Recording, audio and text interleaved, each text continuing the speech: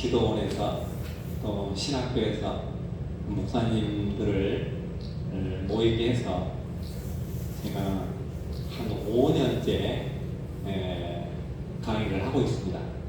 그래서 오늘 또 강의한 그 내용을 가지고 뭐 설교보다는 말씀을 공부하는 그런 부드러운 시간으로 진행했으면 합니다. 오늘 나눠드린 그 유인물은 제가 내일 굿TV에 가서 한 달 강의할 내용을 오늘 여러분들에게 나눠드린 거예요. 그래서 오늘 이 숫자가 많든지 적든지 저는 이런 것이 중요하지 않고 저를 처음 만난 사람들에게 이 야고보서를 좀 쉽게 이해할 수 있도록 제가 아는 범위 내에서 전달하고 싶은 생각이 있습니다. 야고보서 5강, 6강, 7강, 8강으로 지금 나눠놨는데 1시간 동안에 이 4개를 전부 풀어드리려고 해요. 한 뭐 10분씩 이렇게 하면 될 것 같아요. 복잡하게 하지 않고 모르면 지면을 들여다봐도 이해가 안 되는데 설명을 누가 해주면 굉장히 쉽게 이해할 수가 있어요. 제 5강에 보면은 야고보서 1장에 마태복음과 로마서 갈라디아에서 들어있는 그 문장 단어가 다 들어있어요. 어디에? 야고보서 1장에 3장에 마태복음의 산상순 8복이 그 안에 들어있어요. 그렇죠? 그러면 이 공부는 왜 필요하냐면 산상순이 성서학당에 어떤 강사가 나와서 가장 설교하기가 어려운 성경 내용이 산상순이라고 그래요. 한 3년 전에 그런 것 같았어요. 방송국에서. 그래서 저도 산상순에 대해서 여러 가지 의문점이 많이 있었지만 야고보서에 산상순이 들어있다고 하는 것을 제가 이제 발견한 후부터 야고보서가 해석이 되니까 산상순이 해석이 되는 거예요. 그래서 산상순에 기록된 내용이 마태가 우리 독자들에게 어떤 메시지를 주고 있는가 오늘 제가 다 할 수는 없고 간단하게 몇 가지만 하면은 전부 이해할 수가 있을 것입니다. 야고보서에 먼저 우리가 보면은 시험을 참는 자는 복이 있다. 이 시험을 참는 자는 복이 있다. 이 복은요 천국을 얻는 복이라는 뜻이에요. 인내하면 생명의 멸류관을 얻는다. 생명의 멸류관은 천국 가야 했잖아요. 천국을 얻는다 그 말이에요. 그 다음에 또 어떤 이야기도 있어요. 욕심이 잉태하면 죄가 장성하면 사망을 낳는다. 자, 이런 말 뒤에 방금 이 세 가지 말 뒤에 무슨 말이 써 있냐면 시험을 참는다. 천국을 얻는다 이러고 그 다음에 뭐라고 기록되어 있냐면 하나님은 시험하시지 않는다 그랬어요. 그 다음에 인내하면 생명의 멸류관을 얻는다 해놓고 그 다음에 뭐라고 써놨냐? 인내에서 얻는 것이 아니라 구하라라고 써있어요. 그 다음에 욕심이 잉태하면 죄를 낳고 죄가 장성하면 사망을 낳는다. 그렇게 써놓고 그 다음에 이 말에 속지 말라 그렇게 써있어요. 그 다음에 뭐라고 써있느냐? 낳는단 말을 2번 했잖아요. 욕심이 잉태하면 죄를 낳고 그 다음에 죄가 장성하고 사망을 낳는다. 낳는다 2번 이야기했어요. 그런데 그 다음에 있는 것도 낳는다로 마무리해요.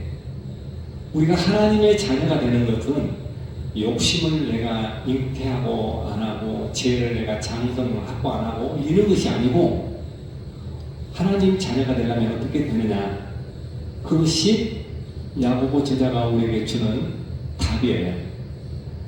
진리의 말씀으로 낳는다라고 써있어요. 그러니까 진리의 말씀으로 낳는다, 욕심을 잉태하지 않아서 하나님 자녀가 된다, 죄를 장성하지 못하게 해서 하나님 자녀가 된다. 이 문제가 세 가지 있다면 어떤 것이 맞는 거냐 이렇게 물어보면 말씀으로 맞는다는 말에다 전부 다 공표를 쳐요. 그런데 이것을 누가 가르쳐 주지 않냐면 어떤 말이 답이고 어떤 말이 문제인지를 잘 몰라요. 그래서 이 야고보 저자는 굉장히 쉽게 글을 썼는데 우리는 이 글이 이해가 안 되는 거예요. 그래서 우리만 안 되는 것이 아니라 1522년도에 루터도 야고보서는 성경이 아니다, 율법과 행위를 뒤섞여 놨다, 그렇죠? 성경을 침해했다, 그는 사도가 아니다, 이렇게 정의를 했어요. 그 다음에 누구든지 앞으로 은혜와 행위에 대해서 논리적으로 일치를 시키면 자기 박사함을 벗어서 그 사람에게 주게 하겠다 그래요. 주겠다 그랬어요. 그러니까 루터도 야고보서는 전적으로 처음부터 끝까지 다 부정했어요. 이게 성경이 아니다. 그런데 4장 17절 하나는 괜찮다 그랬어요. 4장 17절에 뭐라고 써있느냐면 선을 알고도 행치 아니하면 죄인이라, 그건 괜찮다고 루터가 그랬어요. 그리고 그 외에는 다 잘못됐다고 그래요. 그래서 제가 이런 내용들을 오늘 간단하게 그 말씀을 드리려고 합니다.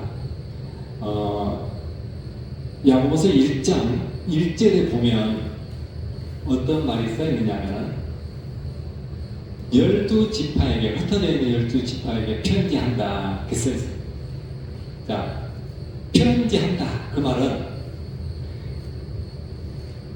자기 가까이 만날 수 없는 거리에 있다는 이야기죠. 편지를 했다는 이야기는. 그래서 야고보 저자는 그들에게 늘 필요한 말을 전해줄 수 없기 때문에 그들에게 편지하는데 편지의 내용이 뭐냐, 방금 50%는 이렇게 하라 해놓고 시험을 참는 자는 복이 있다 해놓고 시험을 하나님이 하시지 않는다. 그럼 그 시험을 참아야 된다는 말은 누가 하냐고요. 누가 했느냐고요. 그러니까 1장, 2장, 3장, 4장, 5장까지 인내와 시험에 관한 것들이 이렇게 많이 나와요. 그런데 시험을 참아라, 인내해라, 그 다음에 욕심을 잉태하면 안 된다, 장성하면 안 된다, 죄가.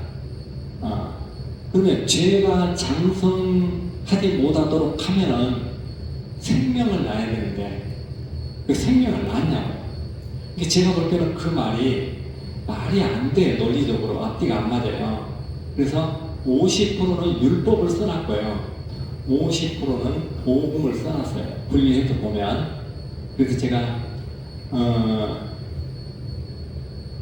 그 공부하는 그 내용을 오늘은 가지고 오지 않았는데 50%는 율법을 이렇게 한쪽에다가 이렇게 정리를 해놓고 50%는 저자가 우리에게 주고자 하는 메시지를 써놨어요.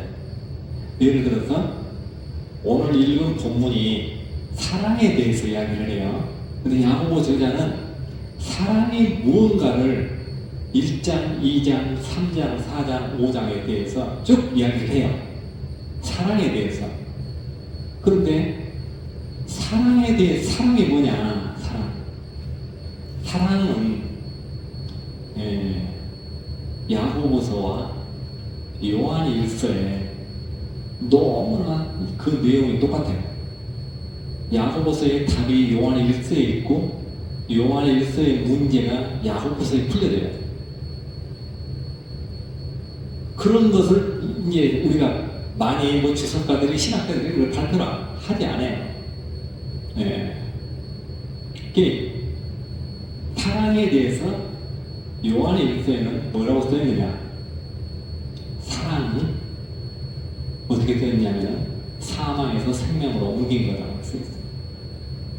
사랑은 사망에서 생명으로 옮기는 거예요. 그럼 사랑하지 않는 것은 뭐냐? 사랑은 사망의 생명으로 옮기는 건데, 사랑하지 않는 것은 요한의 일서에 뭐라고 써있냐?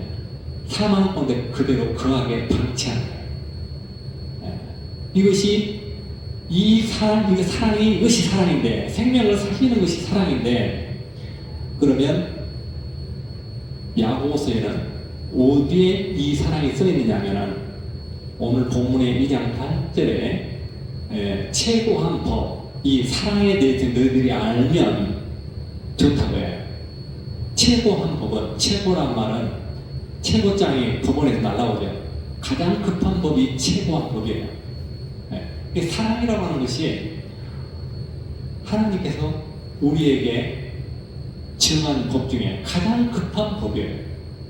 사랑에 대해서 뭐라고 야고보서 2장 25절에 말하냐면은 납처럼 납이 행함으로 의롭다함을 얻었다, 그렇게 써 있어요.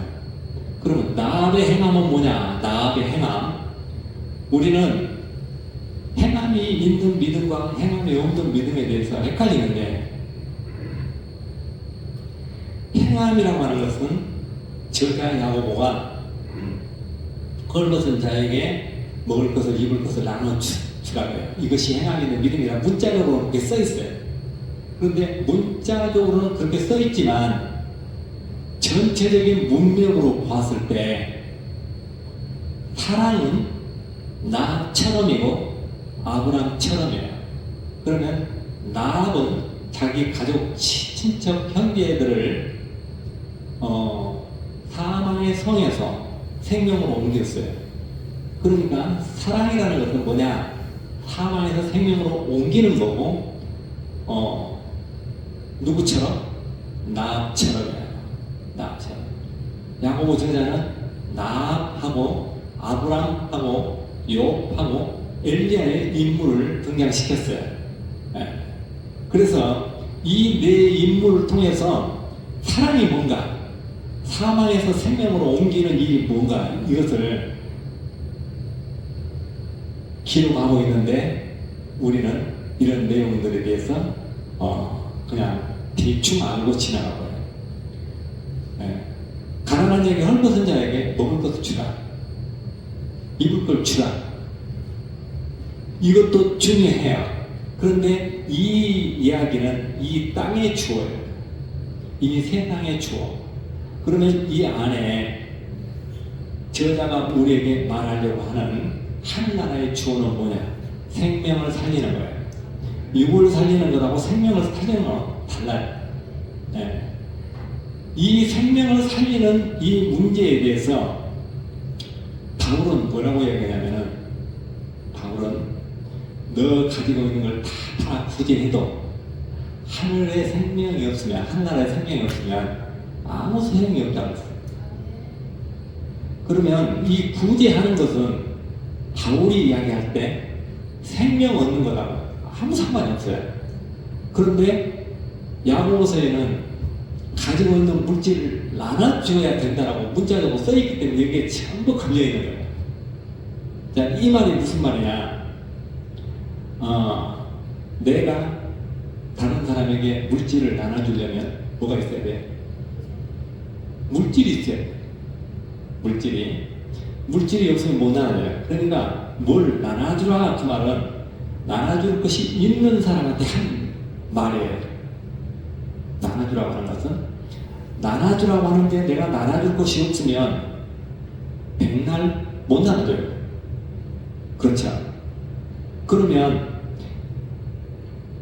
내 이웃을 내 몸과 같이 사랑하라 그랬잖아요. 내 몸과 같이 사랑하려면 내 이웃을 얼마나 사랑해야 되냐면, 내 주소가 천국에 있죠. 그러면 내 이웃도 천국 주소를 얻게 해주는 것이 사랑한 거예요. 생명을 얻게 하는 것이 사랑하는 거예요. 구제하고 도와주는 것이 이것이 플러스 돼서 산 믿음이라고 그러면 다른 사람에게 나눠줄 것이 없는 사람은 믿음이 없는 것이 될 거예요. 네. 그러니까 마태복음에 보면은 뭐라고 써있냐면은 꾸고자 하는 자에게 거절하지 마라. 누가복음에 보면은 18장에 보면은 가지고 있는 것을 팔아서 가난한 자에게 나눠주고 나를 따라. 요한의 일서에 보면은 궁핍한 자에게 필요한 것을 줄 마음이 없으면 이게 주란 말이잖아요. 네. 그래서 성경에 보면은 이렇게 나눠주라 그러는데 물질이 있어야 나눠주듯이 사랑하려면 뭐가 있어야 되겠어요? 생명을 살리려면 뭐가 있어야 돼요? 생명이 있어야 돼요. 우리가 예수 생명이. 그런데 예수 생명이 있어야 다른 사람한테 나눠주는데 나눠줄 수 있으려면 내가 예수 생명이 있어야 되는데 예수 생명이 없는 상태에서 나눠주려고 하는 것은 그건 거짓말하는 거예요.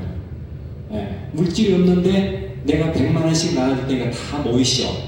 다 모였는데 나눠줄 돈이 없어. 그건 사기친 거잖아요. 자, 하나님 나라에 이 예수 생명을 내가 가졌느냐 갖지 않았느냐. 생명을 살리면 이 사람이 살아있는 믿음이고요. 생명을 살릴 수 없으면 그 믿음이 죽은 믿음이에요. 이걸 이야기한 거예요. 네. 그러니까 병아리가 달걀 속에서 나오는데 달걀이 죽어 있으면 병아리가 안 나와요. 그렇죠? 그러면 병아리가 나오면 그 달걀은 생명이 있는 달걀이에요. 자, 호박씨가 생명이 있으면 뭐가 나와야 돼요? 호박이 나와요. 호박이 안 나오면 죽은 씨예요. 그렇죠? 자, 우리가 예수 생명이 있으면 뭘 낳아야 돼? 예수 생명을 낳아야 돼. 예수 생명을 못 낳으면 그것이 죽은 믿음이에요. 예수 생명을 못 낳으면 죽은 믿음이에요. 그러면 예수 생명을 낳으려면 내가 예수 생명이 내 안에 있어야 돼요. 내 안에 예수 생명이 있으면 예수를 낳아요. 그래서 바울은 믿음이 있는가? 생명이 있는가? 뭐 해보라고 해요? 시험해보라고, 시험해보라고. 네. 예수 생명이 있는 사람은 뭐가 있다? 증거가 있어, 증거가. 그 증거는 뭐다? 확신이에요. 호박씨가 생명이 있다고 하는 증거는 호박 덩어리가 나오는 거예요. 우리 안에 예수 생명이 있다 그러면 우리를 통해서 나합과 같이 사망 가운데 있는 사망의 성에 있는 가족, 친척, 형제들을 사망의 성 밖으로 끌어내야 해요. 이것이 살아있는 믿음이에요. 이것이 안 되면 이걸 죽은 믿음이에요. 그래서 굉장히 중요한 내용인데 야고보서에 보면은 뭘 말하고 있냐면은 1장에는 내가 아까 이야기했듯이 어떤 내용들을 이야기하냐면은 스스로 내가 경건하게 해서는 하나님의 의를 이루기 위해서는 말도 천천히 하고 듣기는 속히 하고 그렇죠? 성질 내지 않고 이것이 경건이에요. 경건. 그런데 내가 스스로 경건하다라고 생각하면은 저자는 야고보는 뭐라고 기록하고 있냐면 나 자신을 속이는 거다. 그럼 나 자신을 속이는 거라고 써있기 때문에 스스로 경건은 안 된다 그런 뜻이에요. 그럼 경건할 수 있는 방법을 하나 써놨어요. 몇 가지를. 입에다 재갈을 물리라 말처럼. 말에다 재갈을 못 물리기 때문에 경건은 불가능하다 그런 뜻이에요. 그 다음에 경건하려면 또 방법이 하나 또 제시해요. 새 속에 속하지 않아야 돼요. 그럼 지구를 떠나면 가능하다 그런 뜻이에요. 예. 목성이나 화성, 금성에 가 있으면 된다는 뜻이에요. 그 시대에 2000년 전에 이런 문자를 인용한 거예요. 문학적으로. 그 다음에 경건하는 방법 또 하나 있어요. 환란날에 전쟁 때 고아와 가구들을 찾아다니며 도와주는 거라고 했어요. 이거 쉬운 일이 아니잖아요. 그러니까 경건은 어렵다. 그러니까 경건하려면 내가 남을 말을 천천히 하고 승질 내지 않고 하는 것은 뭐가 조종해요? 혀가 하죠, 혀. 그러니까 제가 성경 중에 야고보서만큼 이렇게 논리적으로 잘 정리된 이 성경이 저는 없다고 보는 거예요. 그 다음에 복음서 중에 복음서예요. 사복음서 안에 끼어 들어갔대요, 야고보서가. 그래서 옛날에 저는 나도 모르게 야고복음 그러고 했어요. 야고복음이 아니고 야고보서잖아요. 그래서 이 야고보서 저자는 그 혀에 대해서 이렇게 이야기를 하고 있어요. 혀는 통제가 안 되는 것이라고 또 이야기해요. 아까 경건이 안 된다고 이야기했고, 이 경건하려면 말을 천천히 하고 이렇게 하려면 이 혀로 해야 되는데, 혀는 뭐가 있냐면 근본이 지옥이라고 써 있어요.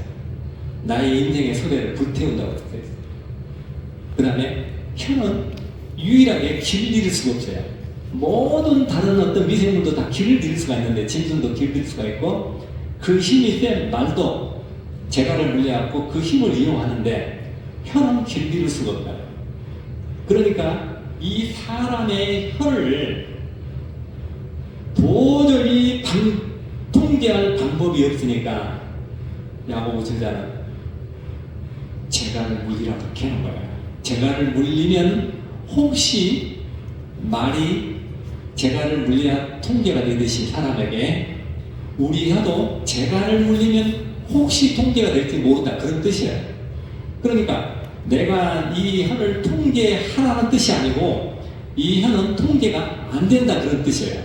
그래서 여기서 말하는 것은 그러면 혀를 아무렇게 넣어줘도 된다는 말이 아니라 우리가 자기의 의로는 자기의 노력으로는 하나님의 나라의 자녀가 되는 길이 없다고 말해요. 그래서 야고보서에 보면은 저는 이런 안경을 쓰고 야고보서를 보라고 제가 이야기해요. 어떻게 되어 있냐면 하늘의 것과 땅의 것으로 나눠놨어요. 철저하게 나눠놨어요. 야고보서 1장 17절에 보면은 위에서 온 것이 은사와 은혜, 위에서 온 거라고 써있어요. 그 다음에 3장의 15절에 보면 위에서 온 것이 아니냐. 그럼 어디 거예요? 땅의 것이죠. 위에서 온 것이야 되지 위에서 온 것이 아니면 마귀적이고 세상적이라고 써있어요. 그 다음에 17절에는 3장 17절에는 뭐라고 써있냐면 위에서 온 것이야만이, 위에서 온 것이야만이 하나님 나라의 열매를 맺는다. 그러면 야고보는 철저하게 위에서 온 것을 주장하고 있는데 나눠주고 입혀주고 구워주고 하는 것은 이 땅의 거예요. 땅의 것. 그런데 땅의 것은 마귀적이고 세상적이라고 했는데 이것을 보태야 산 믿음이라고 이렇게 생각하면은 이것이 앞뒤가 안 맞는 거예요. 세상적이요 마귀적이라고 그랬단 말이에요. 그러면은 이 세상적인 것은 무시하라는 얘기가 아니라 성경에 저자가 우리에게 주는 메시지 본질이 그렇다는 거예요.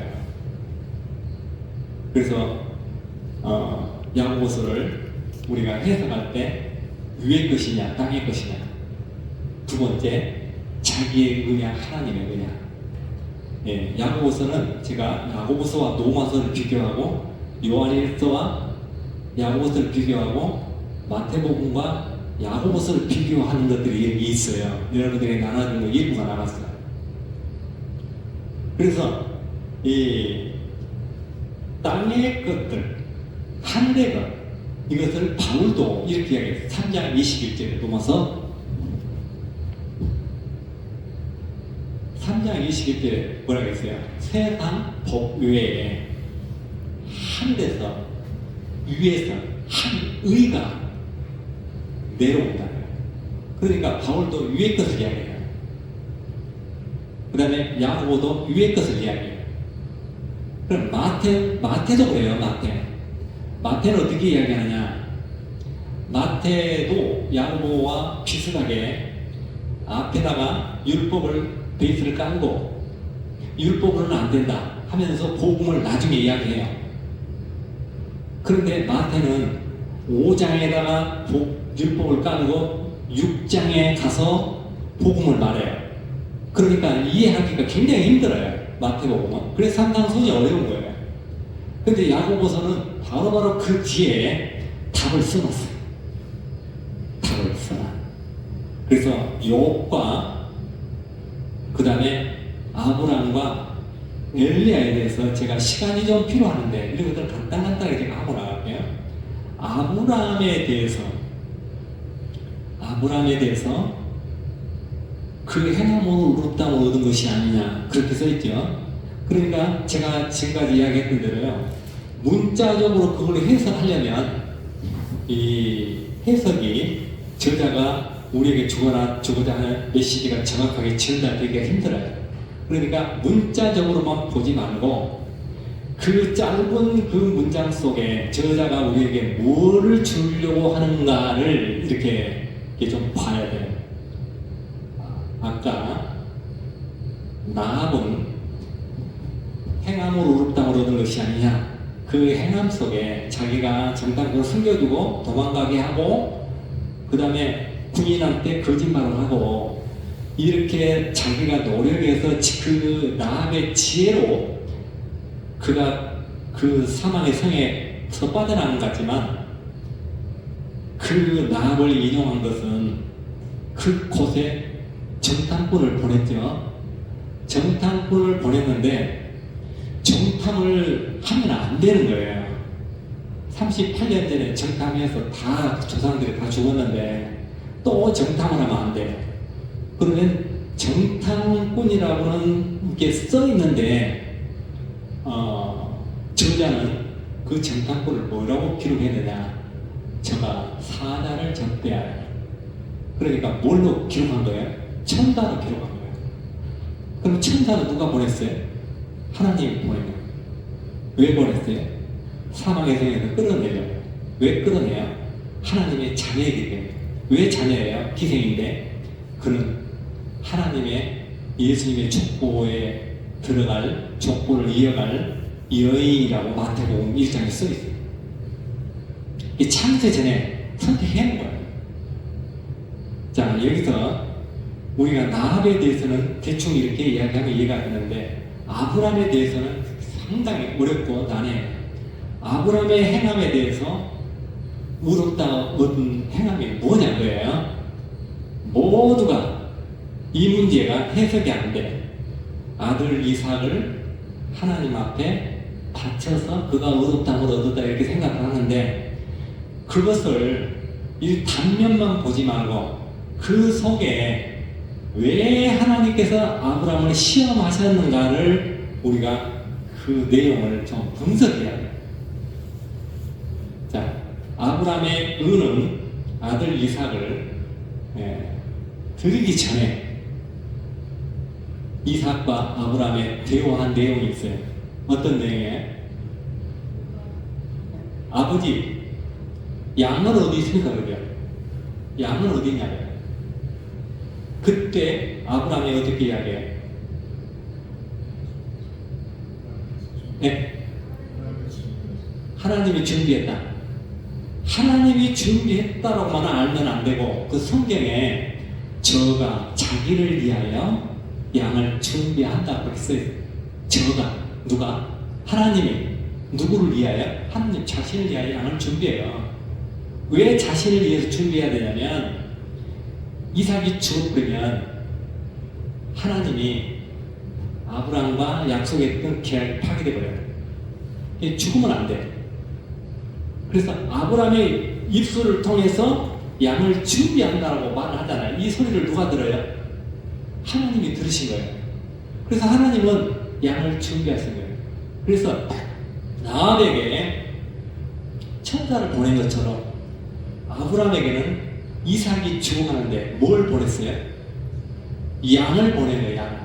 그러니까 아브라함에게도 은혜를 강조하고 있고 나합의 사건 속에도 하나님께서 천사를 보냈다고 하는 은혜를 강조하고 있어요. 엘리야도 마찬가지예요. 욥도 마찬가지예요. 오늘은 엘리야, 욥은 못 알 수도 있어요. 자, 중요한 것은 아브라함이 지금 시험을 당한 이유는 뭐냐? 글귀 속에, 문자 속에 그가 기록된 짧은 문장을 보고 우리가 해석을 하려고 하지 말고 아브라함이 100세 때 그 모습으로 돌아가요. 하나님께서 이삭을 아브라함에게 준다고 할 때 아브라함이 믿었어요? 안 믿었어요. 어떻게 안 믿었냐면은 이렇게 이야기해요. 17장 17절 창세기에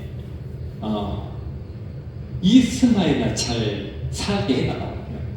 그러니까 하나님이 아들을 내년 이맘때 주겠다고 하는데 거절하는 거예요. 거절. 자, 우리가 2000년 전에 우리 죄 문제를 예수님이 해결하셨어요. 자, 안 믿으면 우리가 어디가 있어요? 사막 가운데 있는 거예요. 사막 가운데. 2000년 전에 오신 우리 문제를 해결하신 예수님을 우리는 믿는데 아브라함은 내년 이맘때 새 생명을 준다는데 안 믿는 거예요. 그러니까 우리는 영원한 생명을 우리에게 주겠다고 하는 것을 우리는 믿고 있는데 아브라함은 내년 이맘때에 새 생명을 주겠다는데 안 믿는 거예요. 누가 믿음이 좋아요? 아브라함보다 우리가 훨씬 좋은 거예요. 그래서 그 아브라함을, 믿음이 없는 아브라함을 믿음의 조상으로 세워야 되기 때문에 하나님께서는 시험하신 거예요. 시험하실 때, 그러니까 우리가 생각할 때 아브라함이 아들을 드리는 그 자체는 엄밀히 따지면요, 그건 살인죄예요. 그렇잖아요.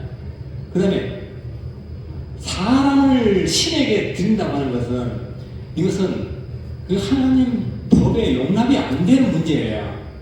그렇죠?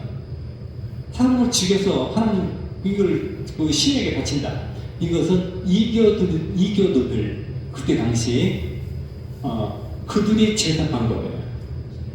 그러니까 우리는 이 속에서 무엇을 알아야 되냐면 아브라함이 100세 때는 하나님의 약속을 안 믿었는데 어떤 내용을 안 믿었냐면 아들을 준다는데 아들을 안 믿었잖아요. 그럼 하나님은 아들을 이미 안 믿어도 아들을 주었기 때문에 어떻게 시험을 해야 되냐면은 이 아들을 죽이라고 해놓고 아브라함의 입에서 아들이 죽지 않는다는 말이 나와야 그것이 믿는 거예요. 뭘 믿는 거예요? 그러면 하나님의 약속을 믿는 거예요. 약속. 자, 하나님과 우리의 관계는 뭐가 중요해요? 약속이에요. 약속. 그러니까 요한일서 2장 24절 보면 하나님께서 우리에게 약속한 것이 있는데 이 약속이 뭐예요? 영원한 생명이에요. 생명. 생명을 약속했어요. 아브라함에게도 아들을 주겠다고 하는 것은 생명을 약속한 거예요. 예. 이스마엘이나 잘 살게 해달라는 말은 하나님께서 우리에게 자기 노력으로, 자기 육으로 아브라함의 계보에 들어오는 것을 하나님이 허용하지 않고 어떤 방법으로 허용해요? 약속으로 들어온 자들만 인정하는 거예요. 자, 우리가 하나님의 자녀가 되는 것은 하나님의 약속에 의해서 자녀가 되는 거예요.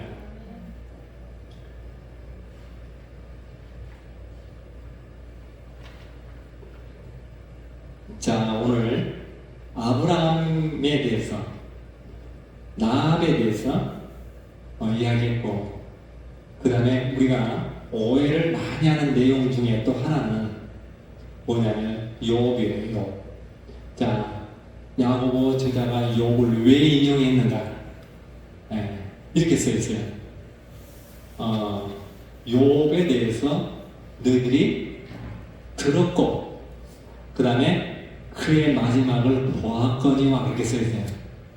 그러면 욥에 대해서 그 다음에 뭐라고 하냐면 그러니까 욥이 인내하고 그 인내를 우리에게 배우라는 것처럼 우리는 지금 이해하고 있는데 야고보 저자는 어떤 내용을 지금 언급하려고 하냐면 욥은 우리가 잘 아는 대로 하나님의 의의 저울에 자기를 달아보세요 이렇게 하나님 앞에 항변하잖아요. 자기 의를 달아보라고. 욥이 얼마나 의로웠냐면 소경에 눈이 되어졌고 절름발에 발이 되어졌고 의로 옷을 삼아 입었고 욥은 천녀에게 주목하지도 않고 의롭게 산 사람이에요. 그런데 그가 고난을 당하고 엄청난 질병 속에서 헤매고 있잖아요. 그래서 욥은 스스로 내가 왜 이렇게 고난을 당한지 모르고 있는 거예요. 하나님께서 욥이 왜 고난을 당하고 있는지 욥이 의의 저울에 본인을 달아보라고 하니까 하나님께서 이렇게 이야기해요. 욥, 네가 의로우면 욥에게 지금 하는 말이에요. 네가 의로우면 내가 불의한 자냐 하는. 그러니까 그 말 속에는 무슨 내용이 있느냐면은 욥은 너는 불의한 자야. 너에게 고난은 내가 주었어 그 말이에요. 그 다음에 내가 너에게 심판을 했는데 네가 심판을 패할래. NIV 성경에는 네가 나를 송사할래. 네가 나를 재판할래. 하나님이 이렇게 하시잖아요. 그러면 욥은 뭐예요? 결과적으로 죄인이에요. 죄인이기 때문에 죄의 결과대로 그에게 고난이 온 거예요. 그런데 야고보서는 어떤 점을 인용하냐면 욥에 대해서 의를 배우라는 것이 아니라 욥 같은 죄인도 하나님이 자비와 긍휼로 그 고난을 회복시켰다고 하는 것을 거기다 남기는 거예요. 이제 시간이 없으니까 마지막으로 엘리야를 제가 말씀을 드리자면 엘리야는 우리가 성경의 인물 중에 굉장히 두 번째 나라는 서른 정도로 굉장한 사람이에요. 어떤 점에 대해서 그는 비가 오기도 하고 오지 않기도 했고 먹을 것이 없는 사렙다 가부의 집에 가서 기름과 밀가루가 떨어지지 않게 가물었는데 비가 올 때까지 계속 먹을 수 있도록 기도를 했거든. 그 다음에 850대 1로 싸워서 이겼어요. 또 뭘 했습니까? 그런데 이런 능력이 있는 엘리야가 능력이 있죠. 뭘 두려워하냐면은 노뎀나무 아래서 죽고 싶어요. 이세벨에게 쫓기니까 이제 내 생명은 끝났다 하고 어떻게 하려고 해요? 노뎀나무 아래서 엘리야가 죽으려면 어떻게 하면 죽어요? 숨을 안 쉬면 죽어요? 먹을 것을 안 먹으면 죽어버려요. 그러니까 먹을 것을 안 먹으면 죽으니까 하나님은 죽지 못하게 하려고 어떻게 해야 돼요?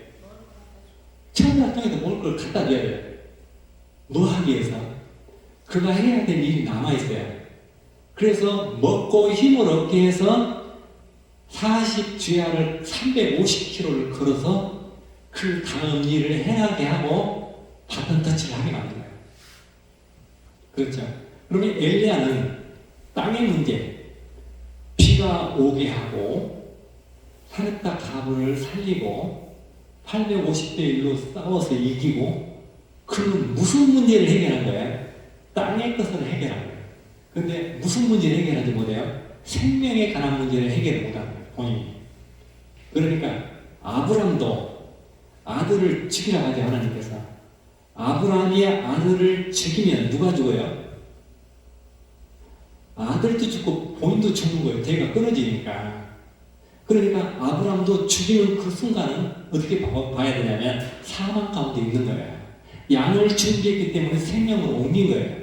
나 또 정탐꾼이 천사가 안 들어가면 그 가족이 모이고 다 죽는 거예요. 천사를 접대해서 생명으로 옮긴 거예요. 누가 보냈어요? 하나님이 보낸 거예요. 욥도 죄인이지만 하나님께서 자기가 국률로 그를 회복시키는 거예요. 그 다음에 천사를 보내서 엘리야에게도 먹게 해서 힘을 얻게 해서 하나님보다 이세벨을 더 두려워한 그 엘리야, 약하잖아요. 그렇죠? 그러니까 죽음 앞에서는 별 볼 일 없는 거예요, 모두가. 예. 그래서 350km를 주야로 걸어가겠다고 하는 것은 건강을 누가 주신? 하나님이 주신 거죠. 자, 우리가 누가 건강을 주셔서 여기 앉아있고 우리가 여기 앞에 서 있습니까? 하나님이 은혜인 거예요. 자, 오늘 엘리야와 그 다음에 욥, 아브람에 대해서 더 많이 이야기해버리면 앞에 것을 까먹으니까 자료로 여러분들한테 들었어요.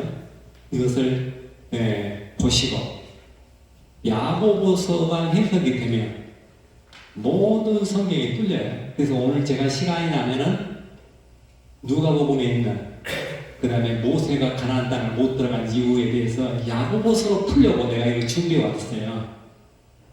그래서 이런 내용들을 제가 다음 기회에 또 이렇게 알려드리기로 하고 기도하겠습니다. 사랑의 주님,